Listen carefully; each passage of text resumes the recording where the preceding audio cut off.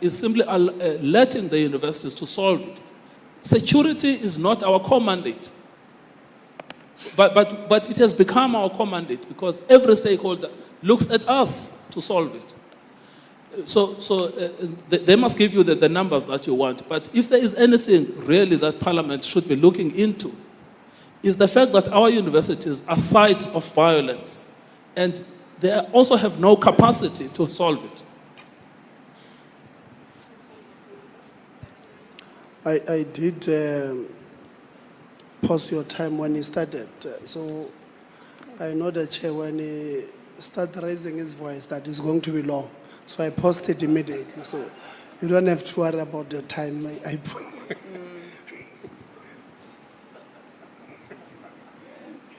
Thank you for that. I've just requested my colleagues to give me detailed information so that I provide correct information to Parliament. However, I can comment that for 2025, we had 3 reported assault cases against 3 female students. And those were reported to security and students were taken for medical support and psychosocial support. Then we had one... Just for context, okay. Do you know who were the alleged perpetrators? Was it other students? It was lecturers? Okay. No, I want it to be in context so that... Okay. Yeah. No, it's fine. I'll provide that clarity for each. The 3 for assault, the alleged perpetrators were fellow students, and it's female students. 1 sexual assault, fellow student.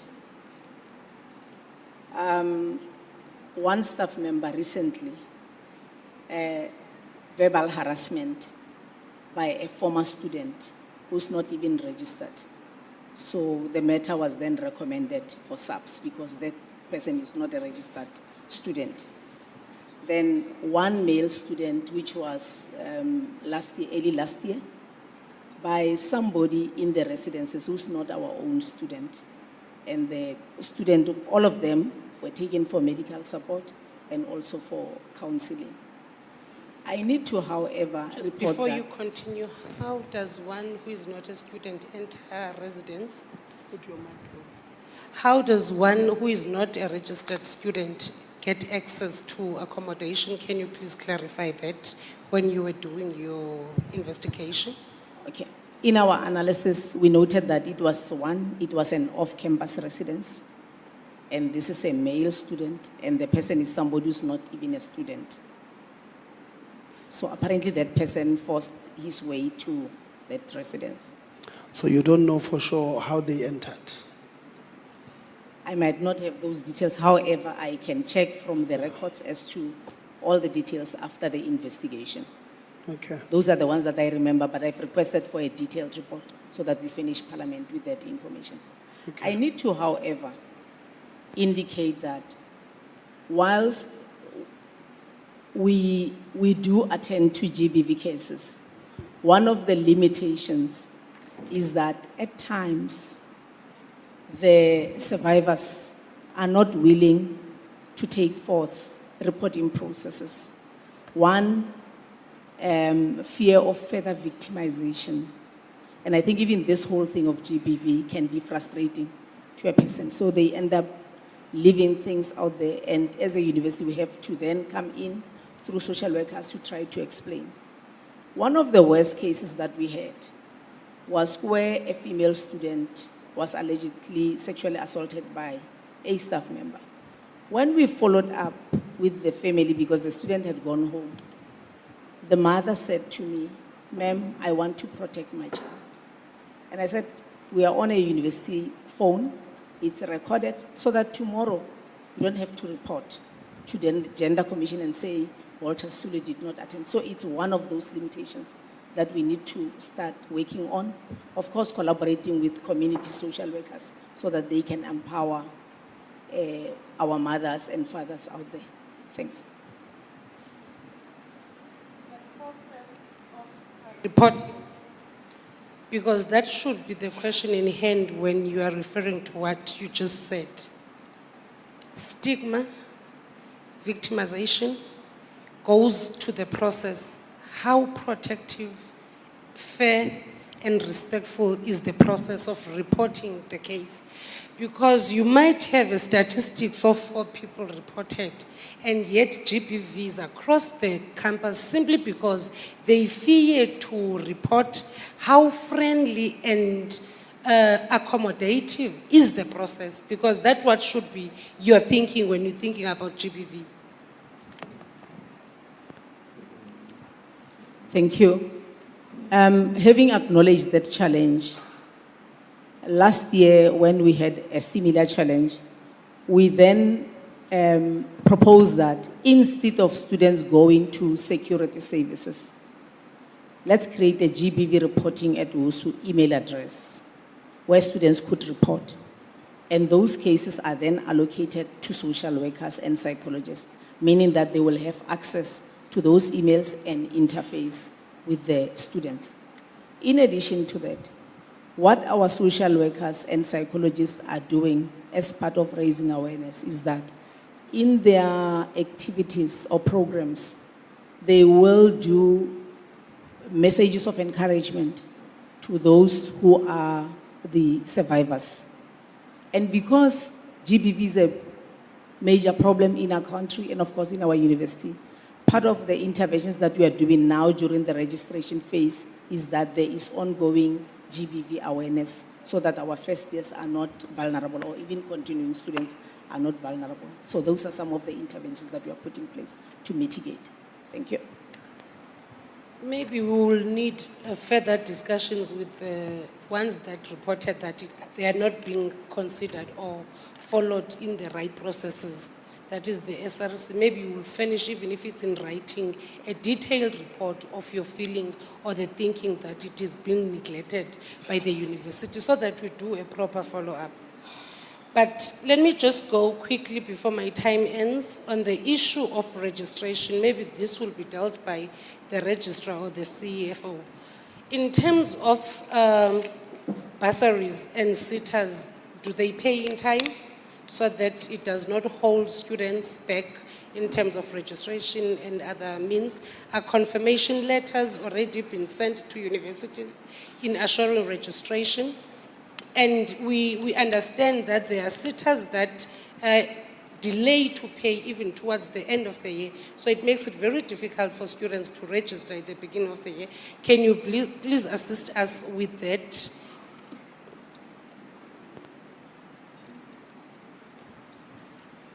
Thank you. The bursaries, it's a varied experience. We have funders that pay on time, and then funders that even as we speak now, they have not fully settled their dues for 2025. What we do as a university is, for registration purposes, we use the funding letter, but we also use the avenue as a means for debt collection to try and push an outstanding debt. And often we are successful with that. You have talked about the sitters. As long as we have got, I think we have a good working relationship with the sitters. If we have got a memorandum of understanding or a signed agreement, then we would allow the students to register. Also, to the extent that a student has got debt in their account that is due from the funder, we do not expect that payment from the student. We record it against the funder.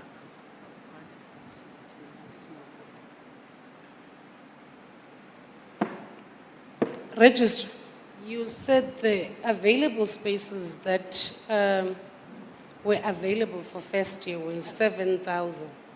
How far are you in terms of filling all those vacancies? Do we still have any vacant spaces available that have not been filled? If yes, how many are they and in which faculties?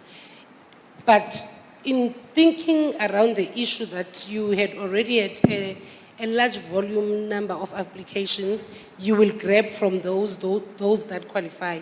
But I just wanted to understand that, are they all filled? Are there any faculties that are still yet to be considered? Thanks, Member of the Parliament. Our 7,407 quota as approved was met last week on Wednesday, 28th of January. All filled. That's where we are.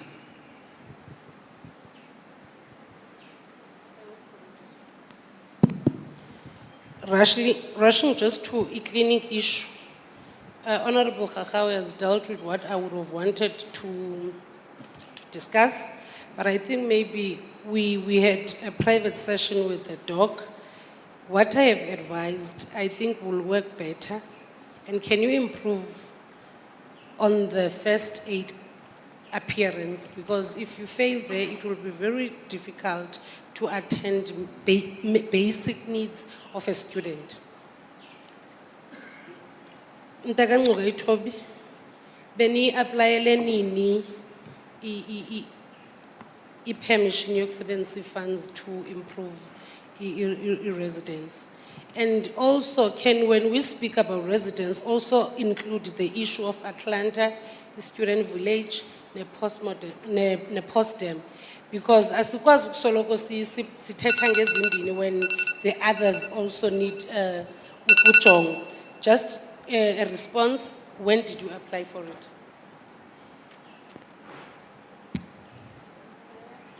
What was the mic? Yeah, touch it there. Where's the mic there, Susan? Bring your borrow the chair. Borrow the chair, the mic.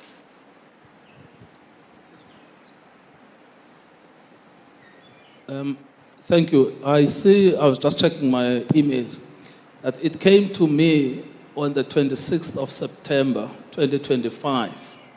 And then I responded on the 29th of September, 2025, saying, I'm in support, please proceed to the VC.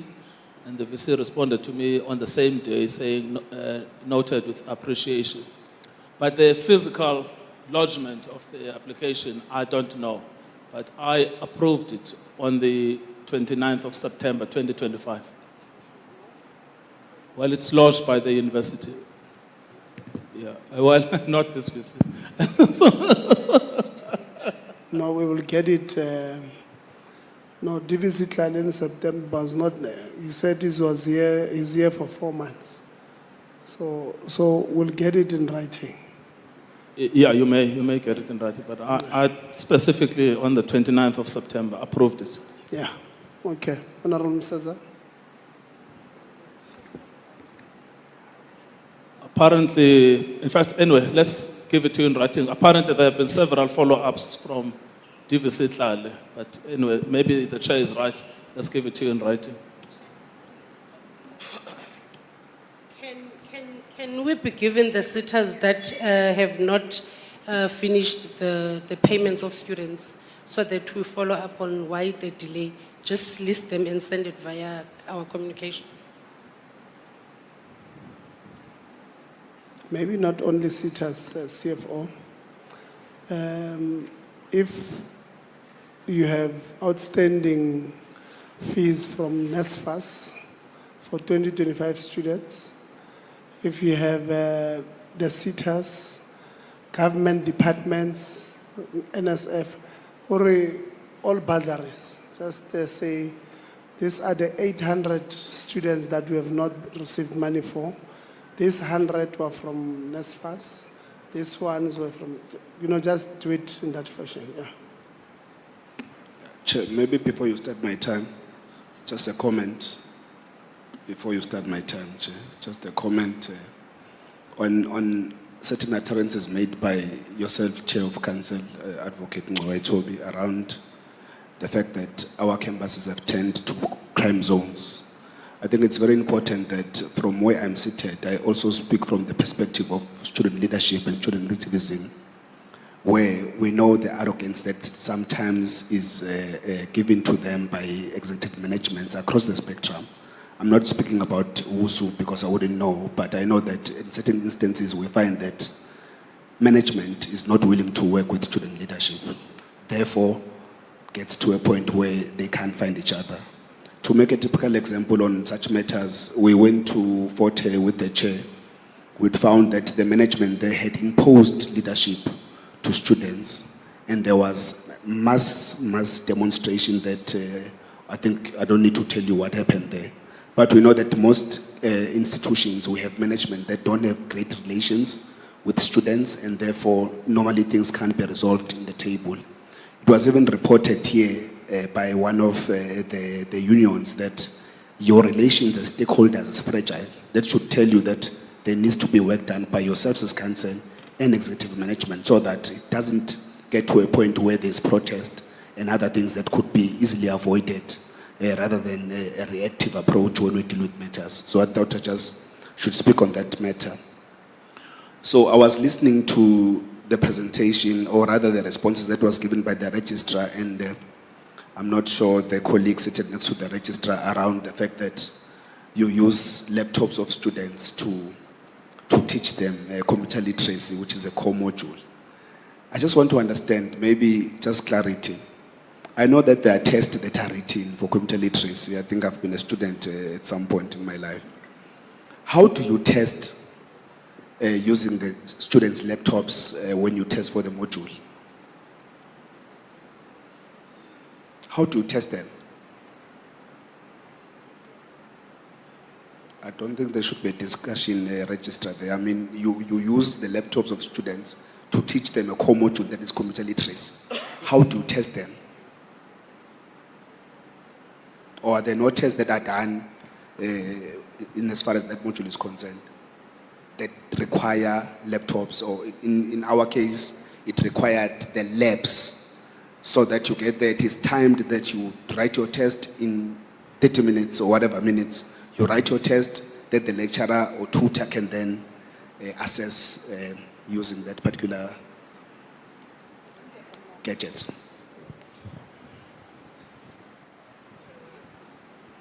Just give it to me. Yes, okay. University is using Moodle as its learner management system for either teaching online or at times assessing online. So our students are familiar with that platform. Registrar, please, you see, I don't want to speak much about my life as a student, right? I know what Moodle is used for. Computer literacy is a module. It's a module of study. You teach it at a lab. There are tutors that teach. They don't use Moodle for that. You use Moodle for assessments. We know that. We know how it works. We know the Moodle system. If you were speaking about computer literacy, it's a module. Core module is taught at a lab. You say, or the colleague seated next to you said, you even use laptops of students, which require certain software. Now, I want to understand, because I don't think that is true entirely, but I think TVC academic must also get in now so that we know how you actually assess this particular module. And if indeed it is accurate that you say you're using laptops of students to assess them as it relates to the computer literacy module. So if you don't know registrar, please give academic TVC so that she can assist you. Thank you.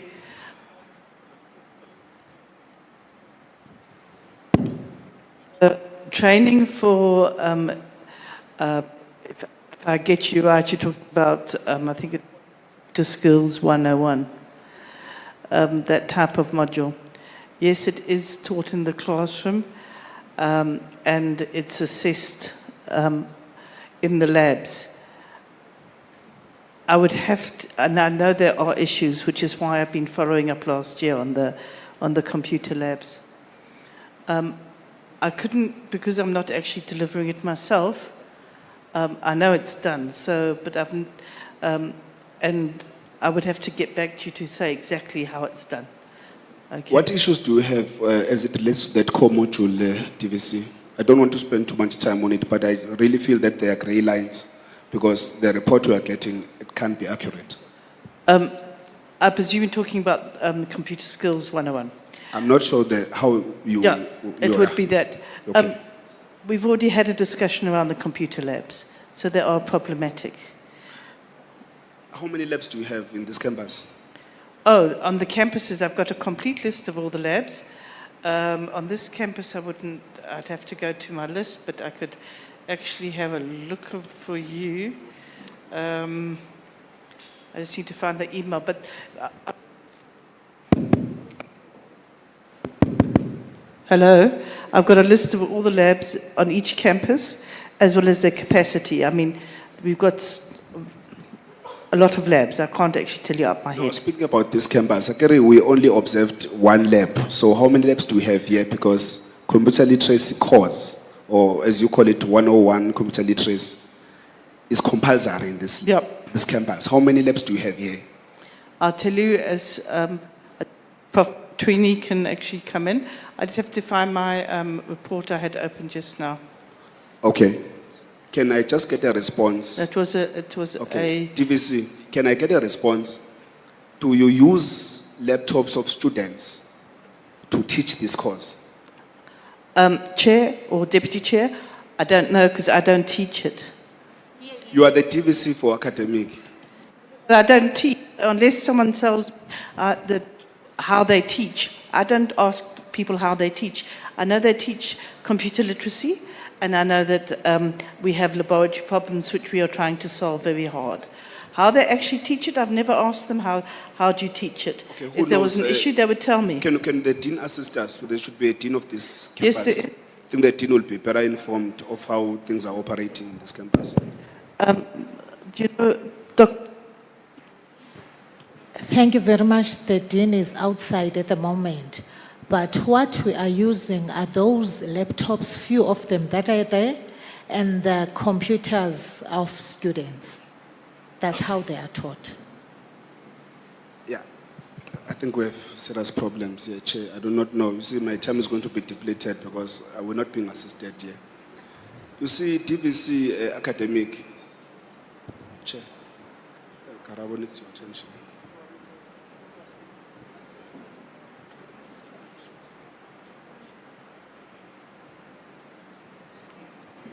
Thank you, Chair. Can we be clear? Because when you say those laptops and computers of students, it could be used interchangeably with personally owned computers and laptops. So is it the laptops and computers of students in the labs that have been dedicated to the students to use, or those that are personally owned by students themselves? And perhaps a response from both yourselves and students will help, and not just yours alone. Personal owned laptops. So how do we interrogate the credibility of the course that you are giving to students if you're saying you're using their personal laptops? A personal laptop can have many problems, and others may not have them. Hence, I wanted to know how many labs you have here versus the students that you have, particularly first-year students. By the way, you can actually do computer literacy even if it's 101 on your second year. So it doesn't mean that only your first years are doing it. Others might fail it. They will repeat it next year. So you might have, in fact, you can even give us the number of students that are doing computer literacy 101. But I'm failing to understand, how do you say I must bring my laptop to be taught a course that is a module, that is a core module? You can't graduate without it. I'm really trying to understand that. And it requires certain software, and there's an assessment, a formal assessment that must be done in a lab unless it's done online. So I need someone to really clarify me on that so that I can move. I have many other points that I really need to deal with. I'm not sure, Chair, even the dean is hosting us. Dean is somewhere outside. There's no apology. I mean, I'm not sure if there was an apology to yourself, but VC, we're having issues. I mean, the dean should be able to provide some sort of response. I think I will move as the management tries to find the dean. And I will come back to that particular issue, Chair. Chair, can I answer the number of laboratories? We have on this campus 5 laboratories with a capacity of 30, 40, 30, 30, and 39. So that's 80, it's about 170, 170 computers. Thank you. We have 5 labs that can take 170 students In together. total. And they are all operational. No, you asked you asked me how many labs. I've told you. How many computers? I told you. I have no idea. Of the operational. Can I suggest, Chair, that we actually supply a report, because computer labs, operation, teaching is 3 different people, and to actually supply a coherent report. Otherwise, it looks ridiculous. We answer bits and pieces. Chair of Council and VC, you see, when we speak about core modules, I think I don't mind spending all my time on this, because this is the core business that speaks to the credibility of your cause, right? I think we have a serious concern, because I think we've already established that you have a serious issue of outdated gadgets. So we can have 10 labs, but if there's such a concern of outdated gadgets in those labs, then it's already an issue on itself. So I don't want to get into it, but as you can see that we're not agreeing. I think we won't agree. And I think I would really, personally, as a deployed member to Parliament by my organization, will really interrogate this matter. And the fact that what then becomes of your credibility of your degree if that core module, there's these issues. I think the Chair, she's requesting interjection. Honorable Khahau. Chair, I have a problem. I said generally, or in my submissions, that we're supposed to be dealing with serious things. But Vice Chancellor, I have a very serious problem with your DVC responsible for academics' response to say she does not know what is happening academically in an institution that she is academically responsible for. It's the same way I have a problem with the person responsible for IT does not know what's happening in IT within the institution. That to me indicates people who are removed from the truth of the institution. Ma'am, it may not be your responsibility to administer education physically, to teach, but it is your responsibility to ensure that the academics that you preside over in your institution are doing so in an acceptable manner that is par excellence. So I can't, it makes absolutely no sense for you to be offering an academic program and for you to not know what the status of each and every academic program is. That's just wrong. It's wrong, Vice Chancellor.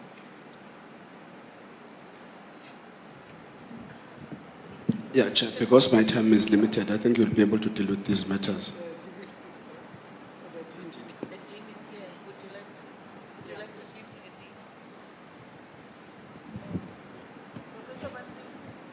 Professor Bantini, would you like to comment on the program offering, the module, the core module, and how the students are taught and assessed?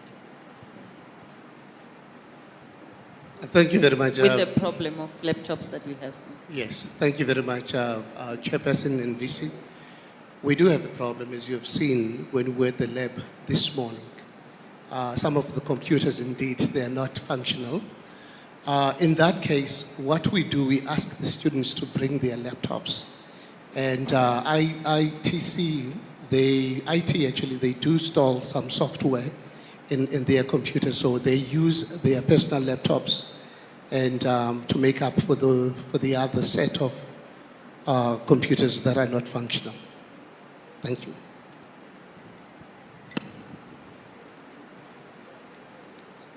No, Chair, I think let me pass on this question. Like I said, we do our unannounced oversight visits as members of Parliament. I think I'll do justice to this matter very soon. I'll really give it my time and attention. But now I don't think we'll do justice. The time is very limited. Sorry, Chair, there's a member of council who wishes to comment. Chair, I want to state this. It's clear the lab infrastructure is there, but the computers are missing, actually in an outdated format. So the university now, we've seen it ourselves. Unfortunately, we saw it with the portfolio committee. We saw it is what it is. But I want to give this commitment to say it's not either or, either the laptop or the lab. The labs have to be there. We have to fix them. I would like the committee to leave with not a sense that we are in denial. So the fact that you are using a student laptop with a certain intervention of institutional software, it's a make a plan. Now that we know, if you look at those computers, the screens are great, but the processor is old. So you can upgrade them quite fast. So this is the undertaking I would like to leave with, to say, we have seen it as council. We'll preside over management to make sure that the labs are upgraded, because it's not either or. The labs must be there, including personal computing when the people are at home. So I wanted to just, because in the discussion it could come across that we think we were adequate with personal computers only. It's not adequate. We have to have both. No, thanks for those remarks, but I had to put that matter to rest. I'll do justice on the matter, because we could even debate the type of laptops that students ultimately get, your type of laptops as management and council, and the performance thereof. So we can't even get to that debate. Yeah, so I think I'll rest that matter. There's a concern on the fact that the chair of council said there are residences that are not occupied by students because they require or need refurbishment. How many beds are those that are currently, and how long have they been vacant there? Can someone maybe tell us? I think let's ask I asked this question actually yesterday, because you know why? In September, we had asked them to do an audit of the beds we will not use because they have to be refurbished. But yesterday, I still hadn't got an answer. I'm glad you are asking. Maybe you will get an answer. Professor Tlale. Thanks for the promotion, Chair. So let's break it down by residents. So let's start with... No, please, my brother, can you just tell us the number? Because breaking down is not going to assist. You know, these are university-owned residences that are not occupied for this long. Finish. Just quickly doing a sum. Yeah, if you don't have the numbers, you'll give them to us, unless if there's a follow-up you want to put there, based on the numbers. Actually, it's just a statement, Chair. Yeah, make a statement. I think send it to us in writing. Okay. Including the period that they've been decommissioned for, or not in use for. Yeah, so Chair, my concern is that that period, the university speaks about having no or less or lack of reserves. That period, the university could be generating some income from the use of those residences. And we have a department that is just sitting somewhere, not worried about the fact that the university is suffering, and the university could be actually generating some income from residences that they could have refurbished by now. So that's why I really need that information so that we can hold the department to task, Chair of Council, when we meet them in Parliament. There was a report on academic exclusion by the SRC. Mr. Chair, this might be easier than we think. What is the total number of the Kumani rooms? 240. 240. So that's the same as Slimel. I think 90% of those rooms are actually condemned. So we probably are talking roughly about 300 rooms. Now, I know the member who was sitting here was also talking about Atlanta and Decant. So if you add that, we're probably talking about 600 rooms. Do we know how long for, Chair? Well, we only decommissioned Kumani now and Slimela, where we've specifically asked that management should not be allocating to unoccupiable, uninhabitable rooms. Because I mean, I know the SRC says we must allocate people. The same students come to us and say, why have they been put in these residences? So I don't understand how they can say we must allocate there when their own members are refusing to occupy those rooms. So it will be from this year that we won't be able to allocate. Now, Decant and Atlanta, I don't know the answer to that question. President. No, thank you very much, Chair. And of course, our basis is the ISRC to say those buildings must be utilized. It's because, Chair, there are people from within the university who are benefiting from the internal residences of the university not being filled into capacity. And they take those students to the off-campus people to make whatever arrangement that they make. So our proposal is the ISRC was, can students be allocated there whilst this renovation is being done so that you can know that you will be giving these students non-res money for a limited period, but then it pushes you that you must bring back the students within campus. So that was our strategy. But we got a briefing with the SG now that one of those residences that even the chair is speaking about, there are students who are being allocated without even this attempt of saying they must be renovated. So they are being operational. They are allocating students and they are going to house students as they are. But our initial advice was saying, Chair, we must allocate them so that at least we do not lose students, because during the course of the year, it will be difficult for the university to get students with NSFAS having a lot of capacity on the off-campus accommodation. So if they are allocated and given an non-res, they will be able, after some time, when the university residences are ready, be taken back to the university. That's our position, Chair. No, thanks. I did not recognize the SG. You have taken off uniform, so you are no longer wearing PPE, so I did not see you. Chair, what the SRC is saying is concerning, and I know that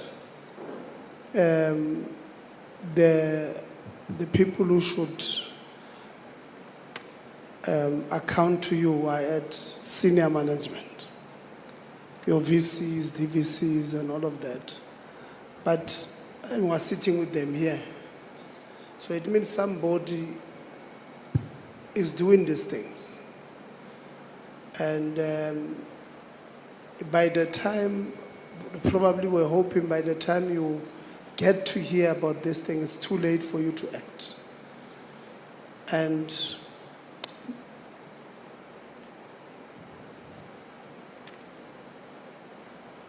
I've made this when I was younger. In 2023, I've actually made a bold statement. And I said to NSFAS, I support NSFAS playing a role in student accommodation. The reason I did so, Dr. Lillington, was because I had adopted an institution not far from where I come from, called Valley University of Technology. I adopted this institution because almost everybody that I knew would have went to VUT at some point.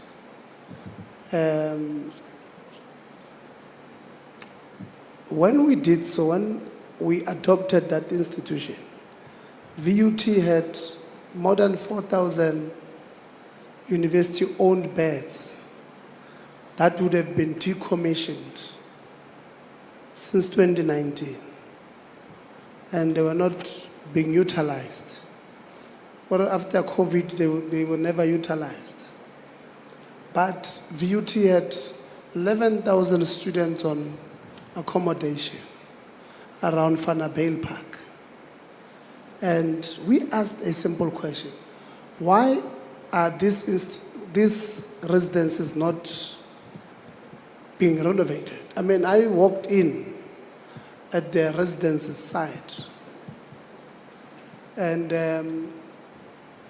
the student accommodation there was, in my view, was intentionally allowed to be bad.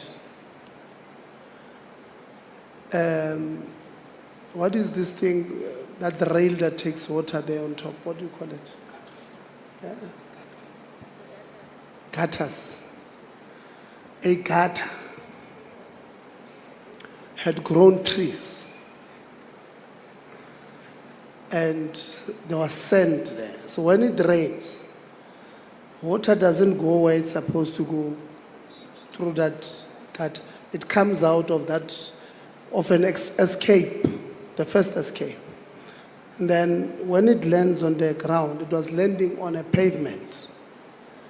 Pavement had, those who know English, you'll help me. There's something in Sesotho.